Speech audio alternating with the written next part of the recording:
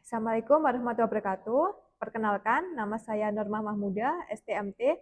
Saya dosen D3 Teknik Listrik Industri, jurusan Teknologi Elektro di Politeknik Negeri Madura. Saya mengajar materi wajib yang terdiri dari mesin listrik 1 pada semester 3, mesin listrik 2 pada semester 4, yang terdiri dari teori dan prakteknya. Dan yang selanjutnya yaitu pengemudian elektrik, sistem distribusi tenaga listrik, dan pengantar kelistrikan. Nah, pada kuliah singkat ini, di sini saya akan menjelaskan mesin listrik 2 dengan kode kuliah LI 1954-320 pada semester 4 dengan bobot 2 semester. Mata kuliah ini membahas tentang prinsip kerja, karakteristik pengoperasian, dan analisa sistem listrik arus bolak-balik atau AC yang banyak digunakan di dunia industri.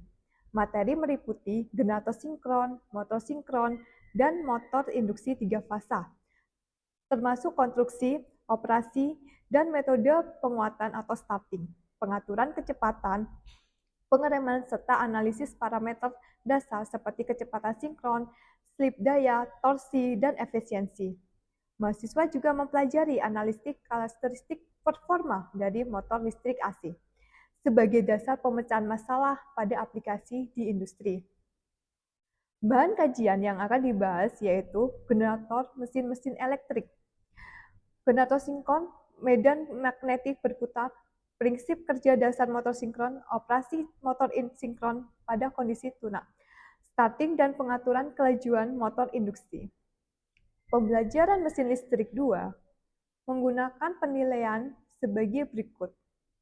Ujian tengah semester dengan bobot 30%, ujian akhir semester dengan bobot 40%, tugas-tugas termasuk kuis dengan bobot 20%, serta kehadiran dengan bobot 10%.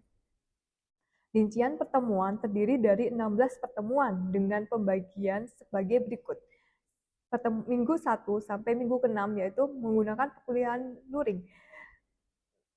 Minggu ke-8 UTS, minggu 9 sampai 15 perkuliahan luring. Minggu ke-15 yaitu ujian akhir semester. Rincian pertemuan minggu pertama sampai minggu ke-16 pada mata kuliah mesin listrik 2 yang terdiri dari pertemuan pertama membahas tentang konsep dasar mesin listrik AC, pertemuan kedua membahas generator sinkron, pertemuan ketiga membahas karakteristik operasi generator sinkron, pertemuan keempat membahas medan magnet yang berputar, pertemuan 5 membahas prinsip kerja dan karakteristik motor sinkron, pertemuan 6 membahas operasi motor sinkron pada kondisi transient. Pertemuan ke-7 prinsip kerja dan karakteristik motor induksi dan slip pada motor induksi. Pertemuan ke-8 yaitu ujian tengah semester. Pertemuan ke-9 membahas tentang daya torsi. Pertemuan ke-9 membahas efisiensi motor induksi. Pertemuan 11 membahas karakteristik torsi dan slip pada motor induksi. Pertemuan ke-12 membahas tentang metode penghasutan atau pengereman. Pertemuan ke-13 membahas tentang metode pengaturan kecepatan pada motor induksi. Pertemuan ke-14 membahas analisis karakteristik operasi mesin listrik AC. Dan pertemuan ke-5 membahas penerapan mesin listrik AC pada aplikasi industri. Dan minggu ke-16 yaitu ujian akhir semester. Materi akan disampaikan di Assalamualaikum warahmatullahi wabarakatuh. Waalaikumsalam warahmatullahi wabarakatuh. Untuk mata kuliah hari ini apa, Rek? Mesin listrik industri.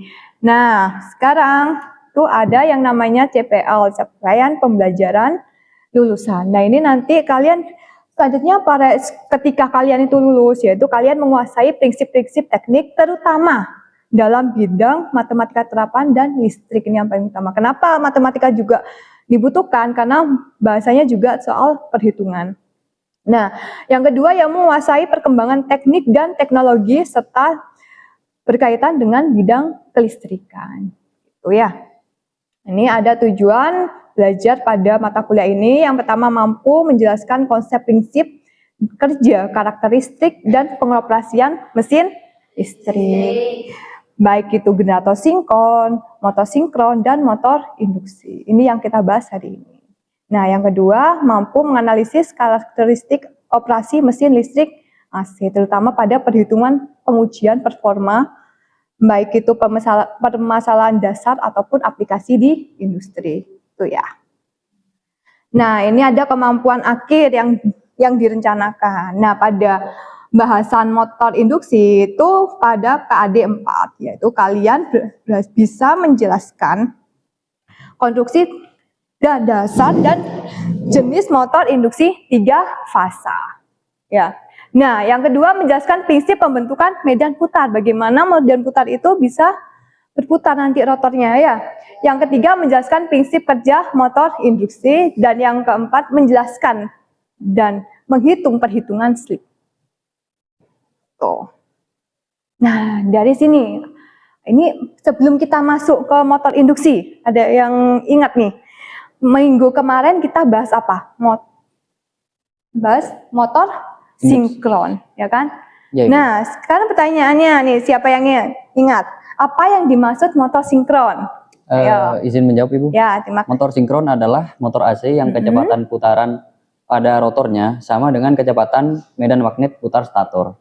Jadi, tidak memiliki slip saat beroperasi normal. Oke, nah itu ketika motor sinkron. Nah, apa motor induksi? Nah, motor induksi didefinisikan sebagai motor yang bekerja berdasarkan induksi medan magnet. Bedanya apa sama motor sinkron? Dia memiliki slip, sedangkan motor induksi dia memiliki slip, sedangkan motor sinkron dia tidak memiliki slip. Itu bedanya ya. Nah, ini ada motor induksi. Ini motor induksi ini banyak dipakai di aplikasi industri. Nah, ada 1 fasa dan ada 3 fasa. Nah, 1 fasa ini dayanya kecil. Nah, seperti apa? Bisa digunakan sebagai ini blender, itu dia menggunakan 1 fasa motor induksinya. Mesin cuci, kipas, pokoknya ratu rumah tangga ya. Kalau yang 3 fasa dia industri besar. Nah, ada juga pompa, kompresor, dan kipas industri. Nah, ini ada konstruksi dari motor induksi 3 fasa. Nah, sudah ini ada terminal, lilitan stator, bearing, ada stator. Kalau stator bagian yang apa, Rek? Yang diam. Kalau rotor bagian yang berputar, gitu ya. Dan ada poros dan kipasnya. Nah, ini tadi ya.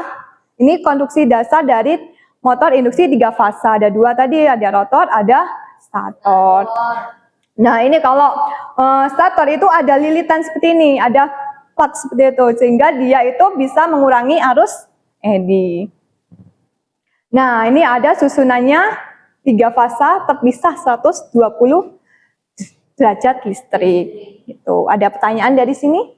Saya izin bertanya, ya, Bu. Makasih, kenapa susunan lilitan 3 fasa itu terpisah 120 derajat listrik, Bu? Oke, kasih Anita ya. Nah, kenapa susunan lilitan 3 fasa itu terpisah 120 derajat? Ini ada hubungannya sama RST. Ya.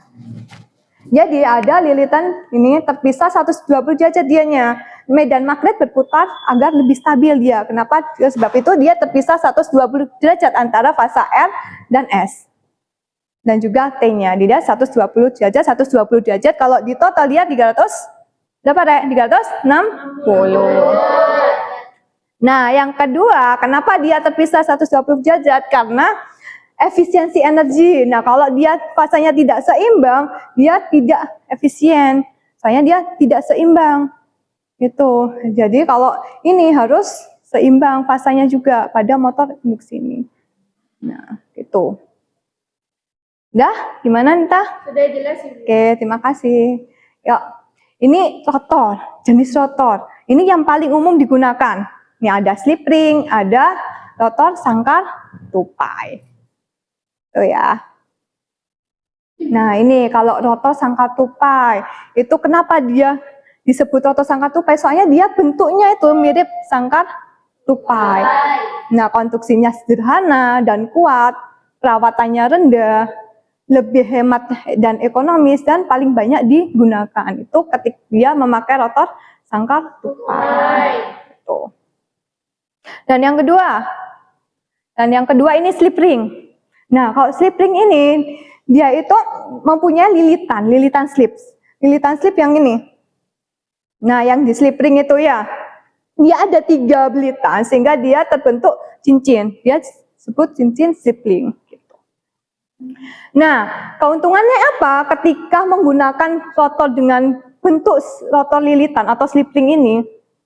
Yang pertama, dapat ditambahkan tahanan luar. Kita dapat menambahkan tahanan luar seperti rheostat juga. Cocok untuk pengaturan kecepatan. Kita bisa mengatur ketegangan, frekuensinya juga. Dan yang ketiga, arus start dapat dikendalikan. Tuh ya. Nah, sampai sini? Oke, kita lanjutkan. Nah, ini keuntungan motor induksi 3 fasa. Yang pertama, konstruksinya kuat dan sederhana. Sebab itu dia banyak digunakan di industri karena jarang rusak. Jarang ada maintenance. Dan konstruksinya juga sederhana. Dan yang kedua, harga lebih murah dan lebih handal dalam pemakaian jangka panjang. Dan yang ketiga, efisiensi tinggi karena tidak memakai sikat atau blast. Gesekannya berkurang.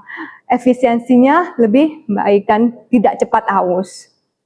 Dan yang ketiga, perawatan hampir tidak ada karena dia praktis digunakan di industri. Gitu. Nah, kerugian apa yang digunakan saat kita memakai motor induksi 3 fasa? Jadi tadi ada keuntungan dan ada kerugian. Kerugiannya itu sulit dikontrol. Kita harus menggunakan VFD dulu atau penambahan variabel frekuensi drive. Baru bisa diatur. Gitu.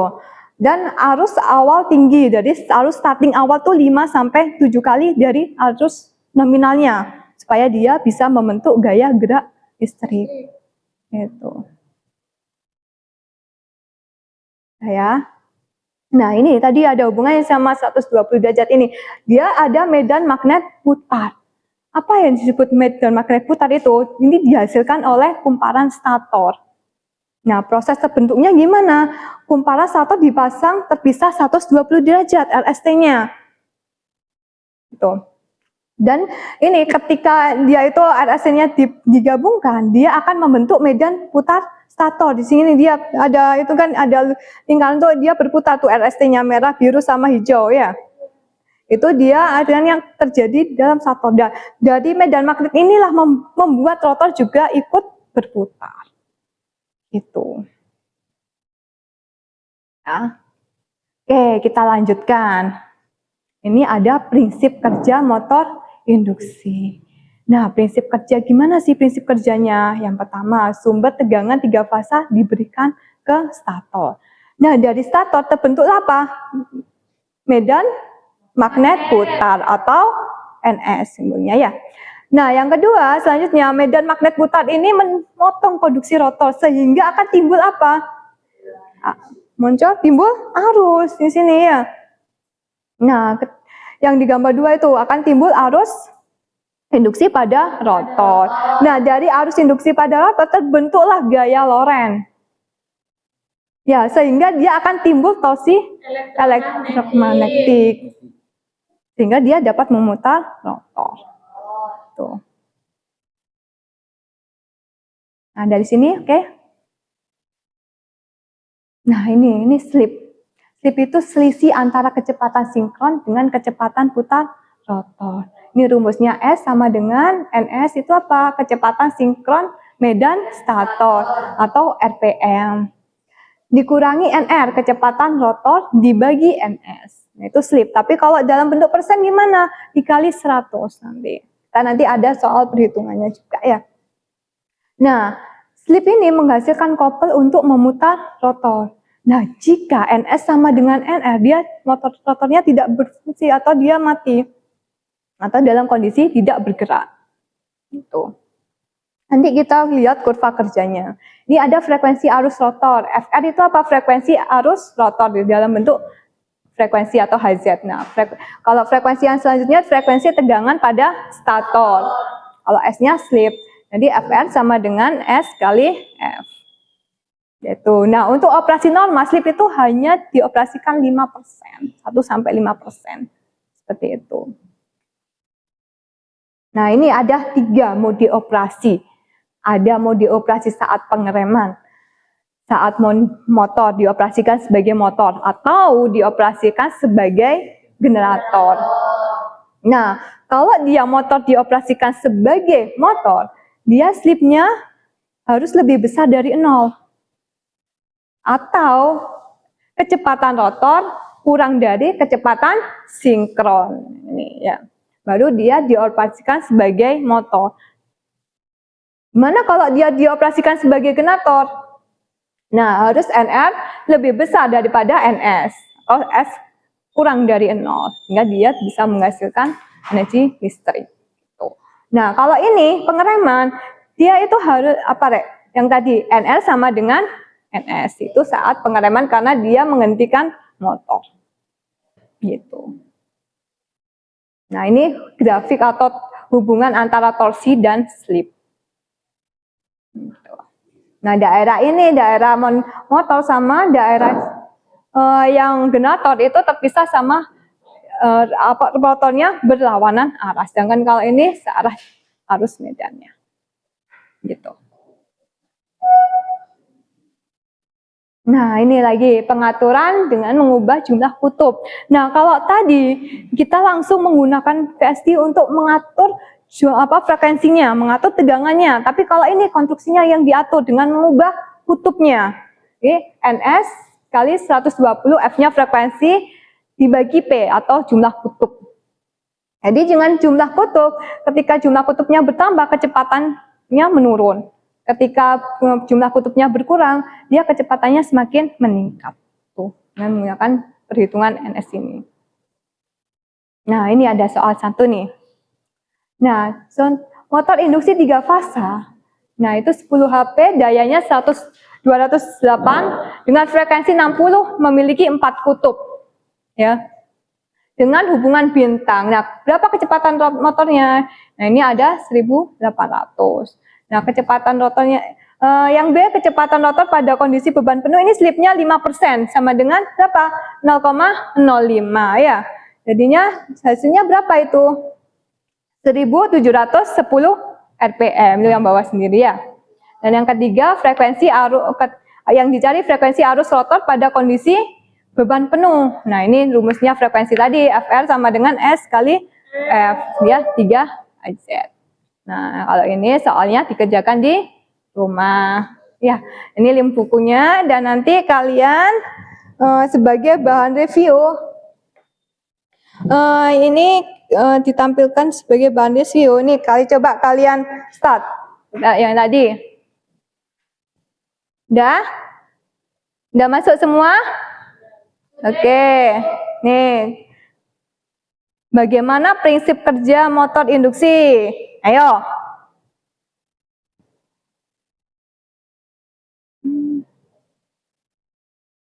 Nah, lagi ya. Bagaimana bagian yang diam pada motor disebut apa? Rotor, stator, kumparan, dan poros.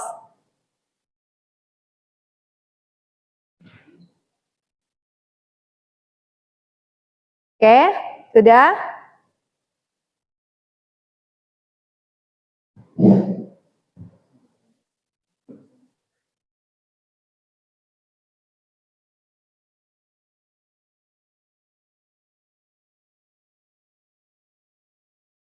Sudah semua? Nah, ini bagian yang diam disebut? Dijawab di situ. Apa yang terjadi ketika kecepatan motor jika jumlah kutubnya bertambah? Nih. Ayo. Ada yang A, kecepatan motor meningkat, B, kecepatan motor menurun, C, kecepatan motor tetap, dan D, motor berhenti berputar. Nah, ini yang keempat, apa yang dimaksud slip? Motor induksi. Ya.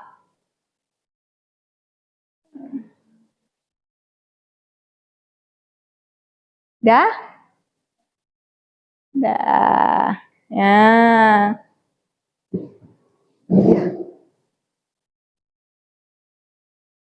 Dah bisa semua? Sayangin tadi enggak? Sorry. Dah ya, nanti kan saya ini kasih siapa yang terbaik gitu. Baik, Ibu. Ya, ini bukunya ya, ini saya menggunakan referensi dari link buku ini, nanti kalian scan. Oke? Dah? Oke. Nah, untuk minggu ini aja, jangan lupa tugasnya dikerjakan. Oke? Akhiri. Assalamualaikum warahmatullahi wabarakatuh. Waalaikumsalam warahmatullahi wabarakatuh. Demikianlah video pembelajaran yang saya lakukan di Politeknik Negeri Madura. Semoga memberikan gambaran atas pengajaran yang saya lakukan. Terima kasih kepada Kemendikti-Saintek. Terima kasih juga kepada tim sertifikasi dosen 2026. Terima kasih juga kepada Politeknik Negeri Madura. Terima kasih kepada rekan-rekan dosen Politeknik Negeri Madura dan rekan-rekan mahasiswa. Apabila ada kekurangan yang saya lakukan, saya ucapkan mohon maaf yang sebesar-besarnya. Demikian yang dapat saya sampaikan. Wassalamualaikum warahmatullahi wabarakatuh.